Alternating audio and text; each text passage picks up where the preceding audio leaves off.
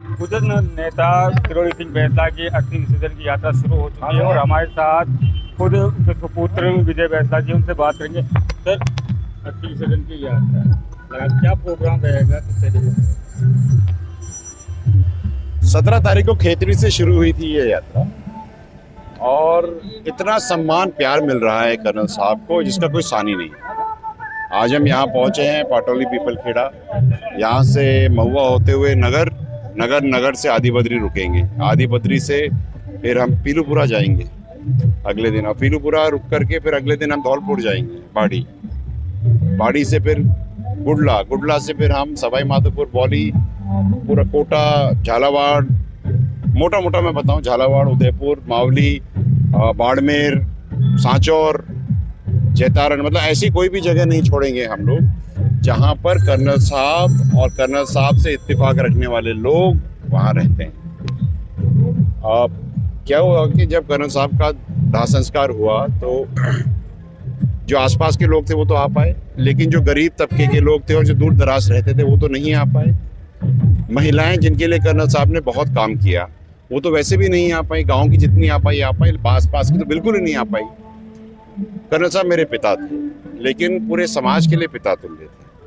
तो हमने ये निश्चय किया, ये निर्णय किया कि कर्नल साहब का विसर्जन अस्थियों का पुष्कर में सर्व समाज के द्वारा 52 घाटों से 52 कलशों से 12 सितंबर को, जो कि कर्नल साहब का जन्मदिन भी है, उस दिन किया जाएगा। और आपके माध्यम से मैं पूरे राजस्थान, पूरे भारत, पूरे इंटरनेशनल जो लोग हैं, जो भी कर्नल साहब की विचारधारा से कभी जुड़े हुए हों या जिसके ऊपर ही कर्नल साहब की विचारधारा को इम्पैक्ट रहा हो, वो आए और कर्नल साहब के इस आखिरी रास्ते को, सफर को इसमें शामिल हो। 11 तारीख को, ये बता दूं मैं, 11 तारीख को पुष्कर मेला में ही भव्य आयोजन है।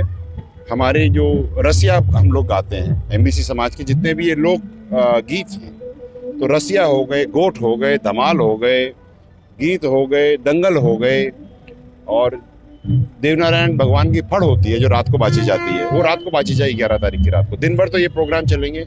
सब जगह से टीम्स आ रही हैं, नेहरा से 6 टीम आ रही हैं, अलवर से 3 टीम आ रही हैं, थानागाजी से 2 टीम आ रही हैं, हर जगह से टीम आ रही है। मेरे हिसाब से 50 से 60 तो कम से कम टीम्स ही आ रही हैं। और ये सारे कार्यक्रमों में रात भर देवनारायण की फड़ बाजी जाएगी। रेबारियों की भी टीम्स आ रही हैं। आप देखिए, बहुत भव्य होने वाला है। देखिए सर, जिस तरीके से आपने रूट तैयार किया है, गुजर बाहुल ये क्षेत्र है पूरा, तो किस तरीके से, क्या कोई राजनीतिक है या समाज को एक बार फिर संगठित करने के कवायद? कर्नल साहब एक बात कहा करते थे कि एमबीसी समाज बलभूल हो रही है, और उसके बाद कर्नल साहब की तबीयत खराब हो गई और फिर वो ज़्यादा कुछ कार्य उसमें आ नहीं पाए फील्ड में। लेकिन ये बात ज़रूर है कि इस यात्रा से जो एमबीसी समाज अपनी बलभूल हो रही थी ना, वो बल याद आ जाएगा सब, और 2-3 काम हो जाएंगे। एक तो सबसे पहले तो महिलाओं के और जो दूर दराज के लोग थे, जैसे मैंने आपको शुरू में बताया, वो समाज संगठित रहता है। और राजनीतिक बात तो बहुत बात की बात है, 12 तारीख की बात करेंगे। पहले कर्नल साहब को हम रुखसत की देते हैं। आपको एक बात बताऊं कि हम अभी गमी में हैं, अभी कर्नल साहब की अस्थियां हमारे साथ हैं, हमने उनको पूरी तरह विदा नहीं किया है। जब हम कर्नल साहब को पूरी तरह विदा कर देंगे तब हम अपना रूप, नए रूप में वापस आएंगे, पुराने रूप में वापस आएंगे। कर्नल साहब को प्यार से लोग पगड़ी वाले बाबा, पट्टी वाले बाबा का बहुत प्यार मिला है, और जिस तरीके से उनका जब अंतिम यात्रा यहाँ से निकल रही थी तो पूरा एक बार रोड जाम हो गया था। तो किस तरीके प्यार जो लोगों में है, समाज में है, उसके लिए क्या एक बार फिर संगठित होने की जरूरत है? समाज तो संगठित है। आप देख लीजिए कि किन्हीं कारणों से जो विघटन किया जाता है ना, आज ये सबके सब एक साथ हैं, आगे से लेकर के पीछे तक। अब आप पीछे देखिए, आइए भाई साहब, आप इधर। अब आप मुझे बताओ,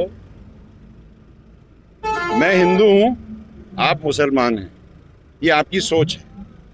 कर्नल साहब के लिए सबके दिल में उतनी श्रद्धा है, फिर सबके दिल ये सोच, ये जो तुष्टिकरण की जो सोच है ना, ये हटा देनी चाहिए।